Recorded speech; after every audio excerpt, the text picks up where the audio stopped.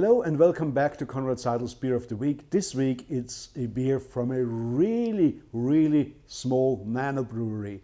It's the Bierzauberei. It's the brewery of Günther Thömes. Günther Thömes, he's a studied brewmaster, an experienced brewmaster. He's also a novelist. He has written several novels on medieval and early modern brewing techniques. And has packed them into a historical context. But what he does is he tries to introduce people to modern beer styles or to those beer styles that may have been long forgotten.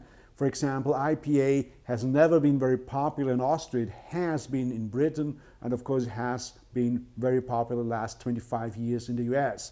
This beer is called California IPA, and even on the label you can see there's a bear, California, the Bear Republic. So it's a traditional California style IPA, very bold in the hops, has Magnum, it has Pearly, and of course a lot of Cascade in it.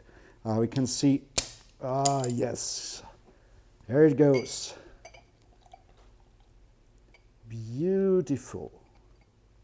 Just nice amber color. Big head.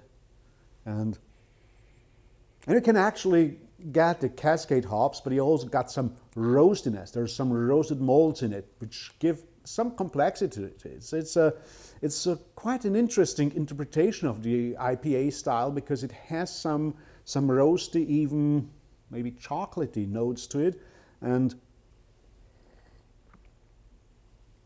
when you sample the beer, you get whole fruitiness that you get from the top fermenting yeast. You get a lot of malt aromas, and you get, of course, a lot of hops. And when I say a lot of hops, I'm talking about something like 50 plus IBUs. So it's a very heavily hopped beer, very dry in the finish, although I said it's full-bodied at the start. But at the end, you get this really dry, hoppy bitterness.